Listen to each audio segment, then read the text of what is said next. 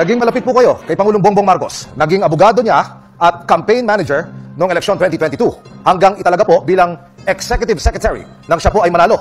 Pero matapos lang, Atty. Rodriguez, ng halos 3 buwan sa palasyo'y nagbitiw po kayo sa pwesto at pinatalisik din sa partido ng Pangulo at sinabing expelled ka for your incompetence as a public servant, abandonment, and disloyalty. Ang tanong, ano nga po ba ang tunay na dahilan at nagkaroon kayo ng falling out ng Pangulo?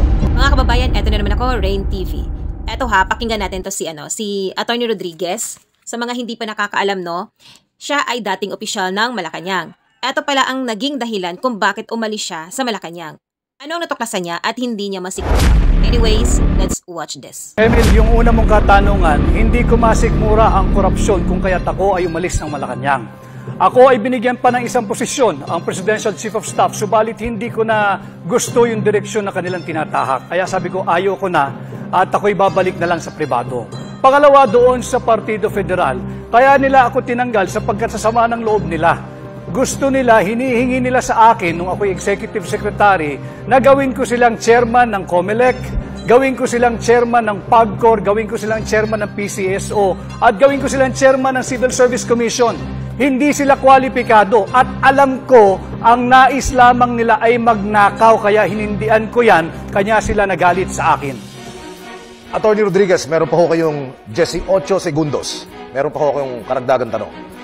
Dumalo po kayo sa ilang pro-Duterte rallies.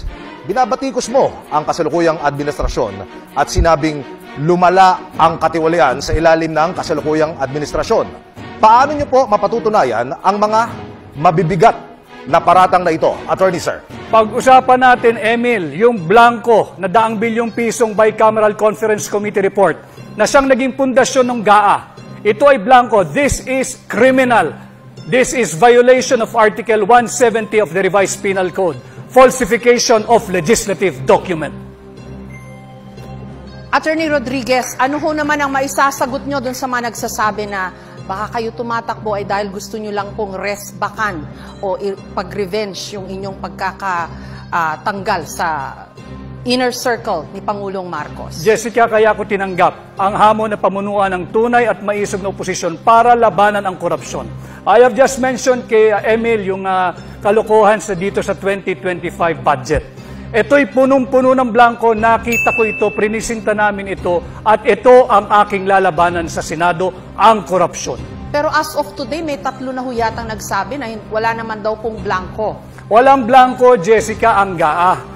Ang pinapakita namin blanco ay yung Bicameral Conference Committee, yung enrolled bill na naging GAB, yung General Appropriations Bill.